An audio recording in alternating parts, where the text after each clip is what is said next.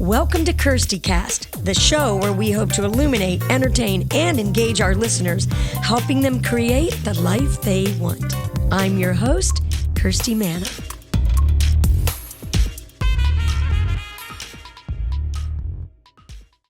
Hi, I'm Kirsti Manna, and welcome to KIRSTIcast. Thanks so much for being here. We all go through transitions in life, and to me, they're the most challenging thing to go through. I guess we didn't realize that transitions are not always something like becoming an empty nester or having a pipe break in the bathroom, and now you're living with this. We're living with that one. This just happened to us at our house, so I'm extremely sensitive to broken pipes. Transitions don't have to be something major. They could be something that is not that big of a deal, but why do they affect us the way they do? Life is not perfect by any stretch. It's real. It happens all around us, and we have no control over it, even though we think we do. So how do we survive the transitions? I think it's about accepting the challenge and the change. It's about making time to reflect on where we've been and where we're going. And transitions have helped me focus on something positive. Transitions can feel messy, but they don't last forever. It can be difficult, but there's beauty in the ups and the downs of life. Pray, let go, take a breath, and then remember all the times you've successfully navigated a transition. Hope that helps. We'll be right back for the Shero Spotlight.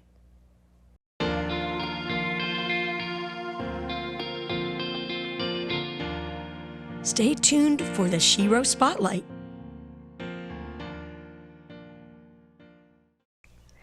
Hi, everybody, and welcome back to the Shero Spotlight. I'm so excited to have this guest here.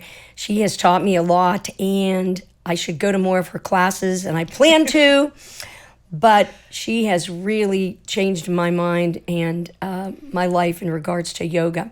Let me tell you a little bit about her. So she is a 500-hour registered yoga teacher who's taught in the Nashville area since 2015. She's teaching and practicing yoga, and that has been her passion for many years. She's a free spirit by nature. She's always seeking knowledge and loves a good challenge. And when you're practicing yoga, boy, you have to be up for that. She's known to many as Snow White because of her love of nature and any kind of animal. As a yoga teacher and life coach, she has an ability to see people where they are and hold space for them to grow into their greatness. I love that. She is currently creating a safe space to explore and expand what you can do on your mat at her new yoga studio, Heart and Light Yoga in Hermitage, Tennessee. Please welcome the wonderful Dawn Staudt. Welcome, Dawn. Thank you for having me. Thanks so much for being here. Glad to be here. So let's just talk for a minute. I might know this, but some of our listeners might not know. Yeah. What got you interested in practicing yoga? You know, years and years and years ago, probably a little over 30 years ago, I danced ballet and did Pilates. And I had tried yoga and I liked it, but it didn't really stick. One of my dance friends that I danced with, she and another lady opened a yoga studio. And to support them, it was an Ashtanga yoga studio in Ohio, beautiful studio. And to support them, I thought I will go and take some classes. And then it only took like 2 or 3 classes and I was hooked. Yeah. And so I had a regular practice while I was there. When we moved to Nashville, my practice kind of fell away until I found a yoga studio and a yoga practice here. And then that's the rest is history. Then I took teacher training and now I own a studio. Yeah, it's really wonderful. Yeah. What's one of the most interesting experiences you ever had as a yogi? You know, I would, there's been several, but I think probably the most interesting thing is my studio kind of was born out of a meditation workshop that I was taking. Oh, wow. We, on a Saturday evening, had a heart opening meditation, and then I went home that night, woke up in the middle of the night with this burning desire, I have to open a studio and it has to be called Heart and Light Yoga. Oh, nice. And I was driving to the next day's meditation workshop and I'm texting my friend and calling and saying, see if this name is taken, get on Instagram and get it, get on Facebook and get it. And, and I was just in a panic, like it has to be done now, right now. Oh, wow. So then that came out of a beautiful meditation workshop. That's so great. I know I've always loved class in the sense of meditation. And when I studied sense memory and acting class, it always felt, I practice meditation now, and it feels like, sense memory studies felt. Yeah. And also yoga, and you taught me something, and I say this all the time. And in fact, I talked about it in my open of this podcast, is about transitions. Just talk for a minute about transitions in yoga and what they mean to you. Yeah. So, a lot of people focus on the pose, but it's really the space in between the poses that also means a lot. So, you've often seen the meme or heard the quote, yoga is what you learn on your way. It's not about touching your toes. It's what you learn on your way down to your toes. Wow. And so that's like really important when you stop focusing on the end result and start focusing on the journey. Oh, I love that. That's where the answers come. So it's in that quiet, silent space in between the breaths, like the very top of your inhale, the very bottom of your exhale. That's where that little piece is. And so to me, the transitions are just as important as the pose. Oh, when you said that, when I had class with you one time, you said that, and it really stuck with me. How we're, like you're saying, how you're so worried about getting that pose perfect. And you said it's a practice, people, that's why we call it a practice. Exactly. And it's like anything that you want to get better at. Yoga is really has taught me a lot in that way. It's important. I was very much my whole life a control freak. I'm a recovering control freak and a type A. And you're always like thinking about the destination and you never really fully arrive, but you also don't appreciate all the things that happen. Right. And sometimes you get to the destination and all you focus on is the things that went wrong instead of seeing the beauty of everything that happened that was right along the way. Yeah. And that's what yoga really has taught me, is to slow down and be in the present moment, in this breath, in what's happening right now. Yeah. And, rather than looking so far ahead, because then when you hit that destination, it's never enough. There's a next destination. There's a next destination. Yes. And so then you're constantly striving and never really feeling accomplished. Yeah. And it's unsettling in that way too. Very much so. Something I've always wanted to ask you too, and this was of course not on our list of questions, but I always like to take a left turn. When I've been to yoga classes, and yours is one as well, where you use music. Was music always part of yoga? No. Yoga practice? It was not. And when I first started practicing in the Ashtanga studio, they did not use music. And it really gave you the opportunity to go inward and really become introspective and really just focus on your breath and drop your thoughts and all the things. Then when they started using music several years into my practice, I was like, went through the 4 stages of anger, because I'm like, what is this? This is ridiculous. As a teacher, music helps because it helps kind of keep the pacing of the class. And, in my classes, sometimes somebody will ask a question and we'll stop the flow and we'll workshop through it. Yeah. It helps me to know where I am in the flow to get right back in so that I don't miss anything. I really like music now. I try not to use music with words or a lot of Sanskrit, so that people aren't like singing along in their heads, so that they can stay in their bodies. Yeah. But I find that it helps with new students to have music, because they're not used to being in the quiet of not in their head, so they're not used to that quiet and moving, and you see them checking their watch. So having music helps, but it's not a necessity, and it was not a part of yoga in the beginning. I always wondered that, because of course and I want to get to this in a second too, because I've been to a workshop at your studio where you used where instruments were used, and I thought, gee, I wonder if yoga, there were musicians off to the side over here playing drums or something. It's beautiful.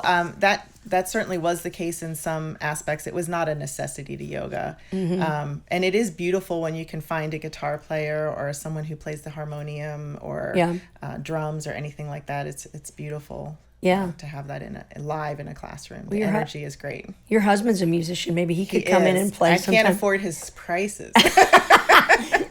Oh, that's hilarious. Yeah.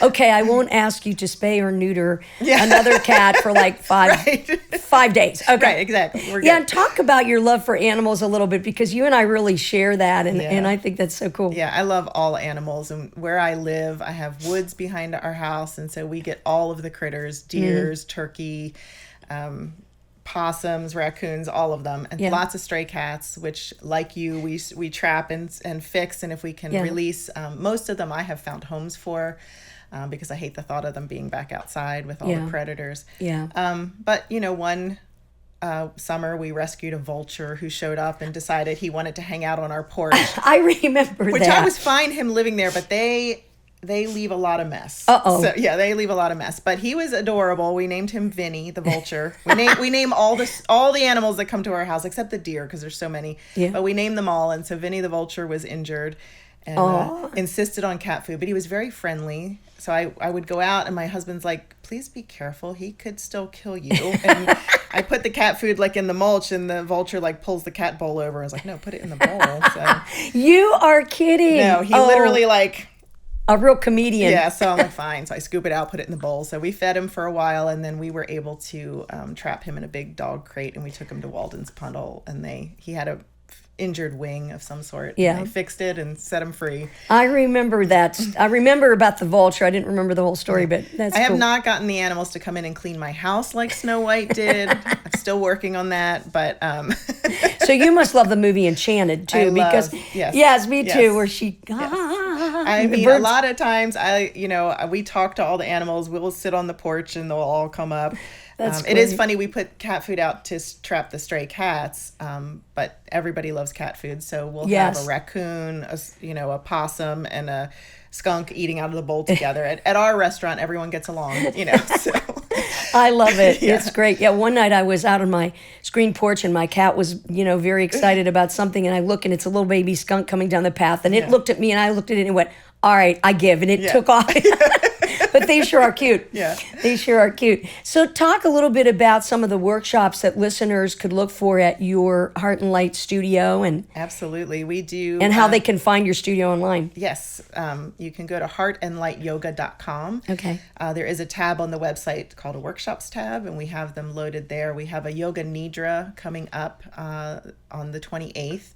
And that is, if you don't know, it's yogic sleep. So you basically come and get comfy and cozy and cuddle up, and then it's a guided meditation. And that one's been studied. 30 minutes of a yoga nidra is equal to 4 hours of REM sleep. Wow. Whether or not you are awake during the meditation, it does its thing. I've got to come to that. We do sound baths with Robin Barnes, who you had as a guest. She's great, and those are so unique. They're so great. And we just had a hip opening workshop with a guest instructor, and we do intention setting workshops, meditation workshops. In the beginning of the year, we always do a vision board workshop. So I came to one of those with you at your other location. Yep. And so we'll have a lot more things. We're working on some workshops for the yamas and niyamas, which are the first 2 limbs of the 8 limbs of yoga.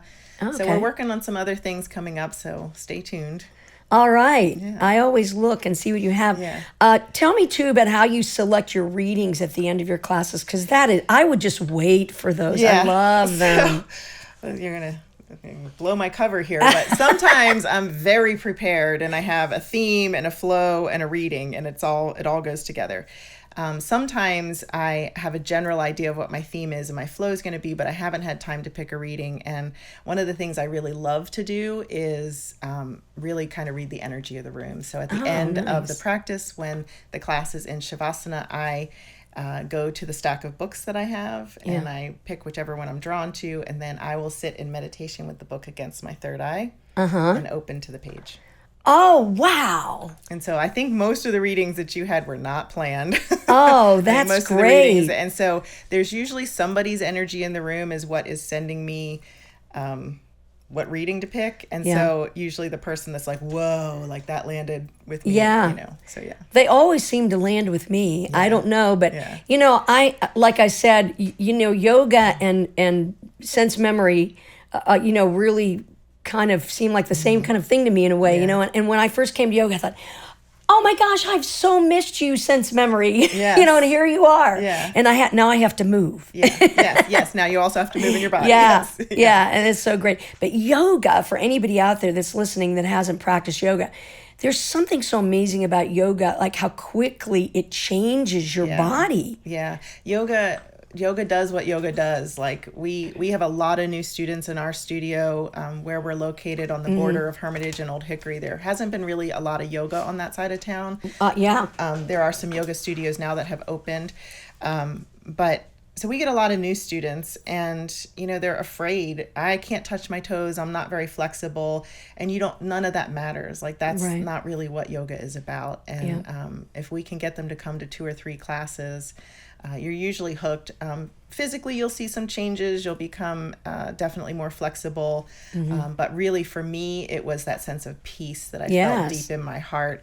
That sense of calmness, like even in the storm of daily life. I just, calm became my superpower. And then also just quieting the mind, like being a person who lived in my mind all the time. Overthinking, overchurning, overanalyzing all the time.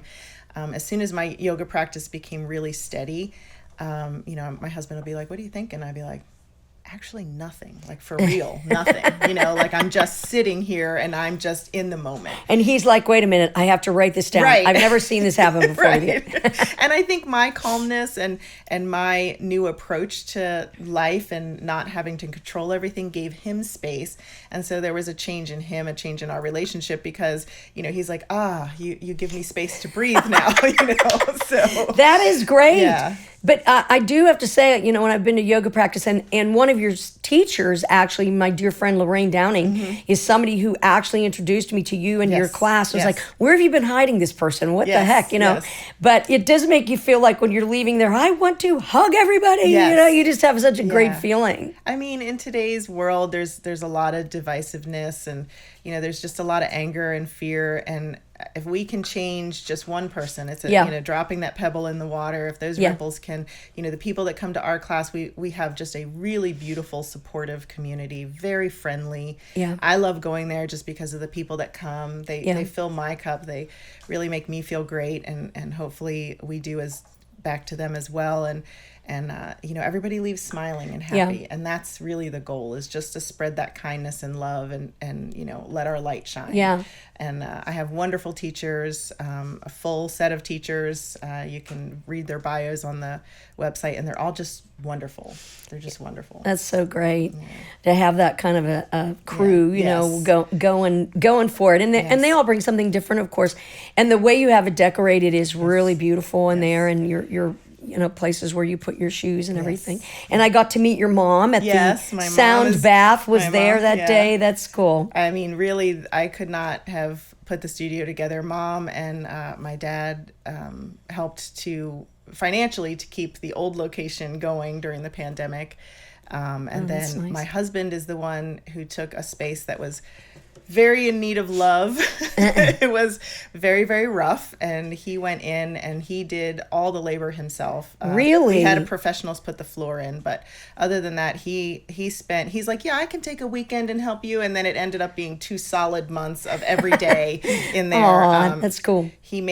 I had the vision, and he made it happen. And so without my husband Bill and my mom still supporting me, today coming to classes, and Bill comes and changes the air filters and cleans up, and whatever I need, he still does. That's cool. And do you still study? Do you go to workshops? And Yes. I mean, I think when you're a teacher, you have to still always be a student. So I try to take classes. It's been a little hard with my work schedule and the studio to take classes elsewhere, but I try to take classes at studios.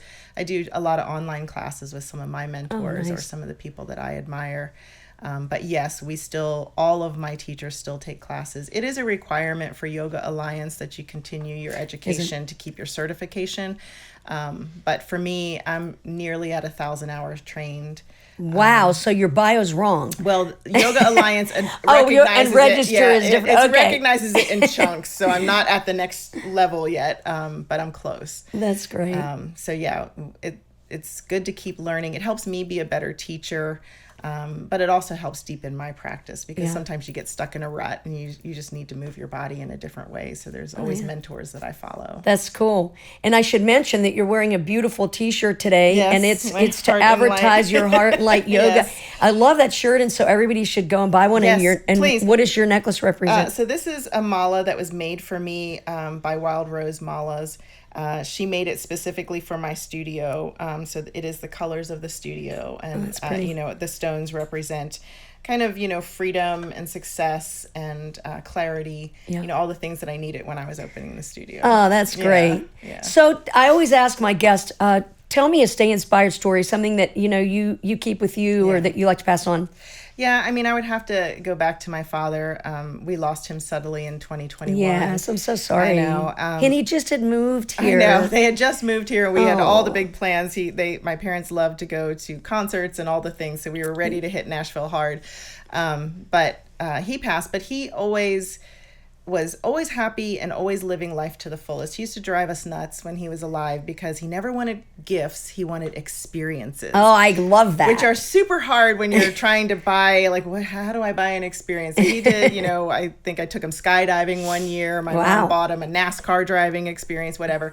But he always just wanted to really live in the moment and really make memories. And, now that he's gone, I understand that. And it's it's really not about the gifts. It's about the time you spend with people. And so that was part of the reason, too. I had opened a smaller version of the studio in 2020 in perfect timing in March of 2020.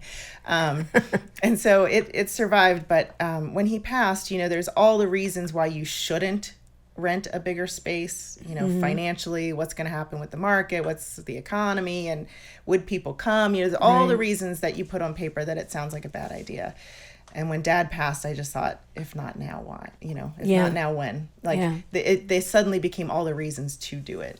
It was something in my heart, so let's just do it. Oh. If it fails, it fails. But so far, knock wood, it's doing really well. We have a lovely community. And it's so successful in the way you, your energy for the studio, your teachers, your clients, it's just really great. I'm so happy for you because it's really a lovely space. And I tell people, I always tell people about it.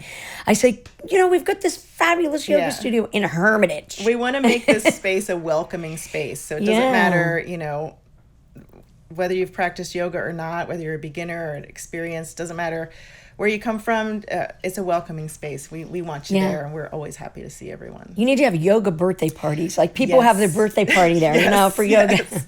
Okay, that's a good idea. Right, I won't forget, because you said about your dad and experiences. I thought, maybe that.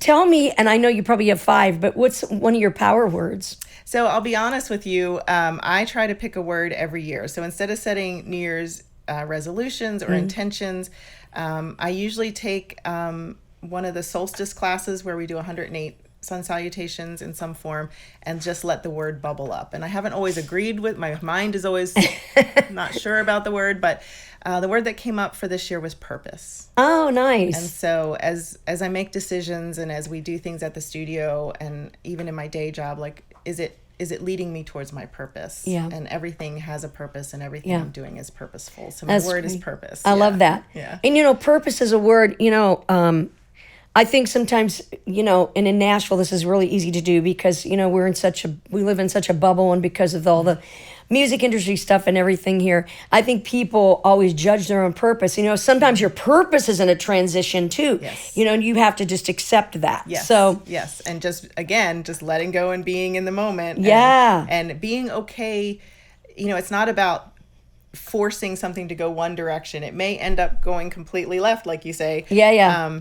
And just being okay with whatever the outcome is. Yeah. And that's really. Yeah.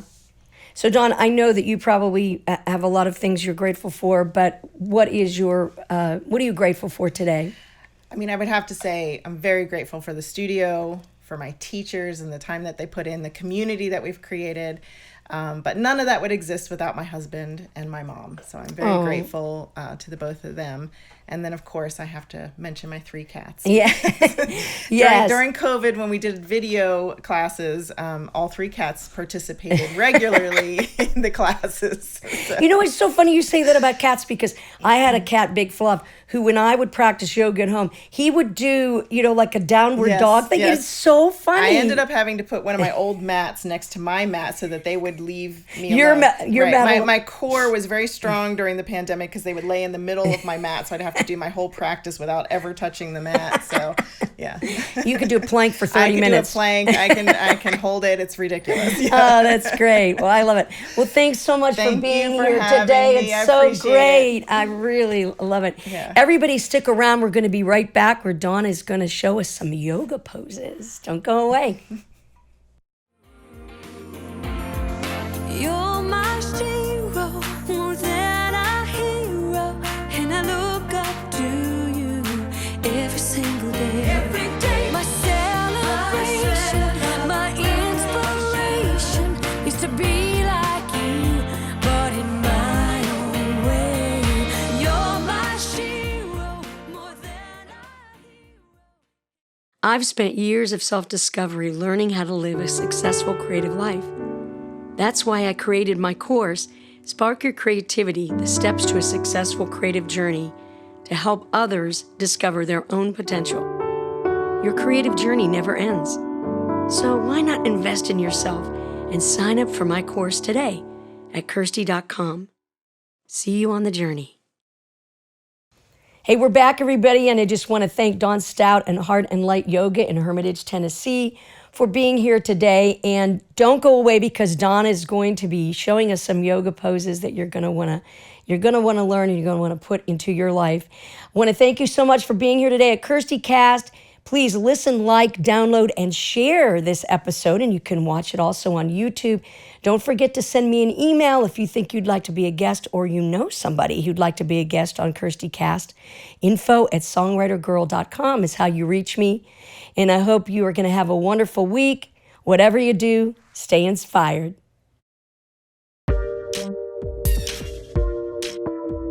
You've been listening to KIRSTIcast.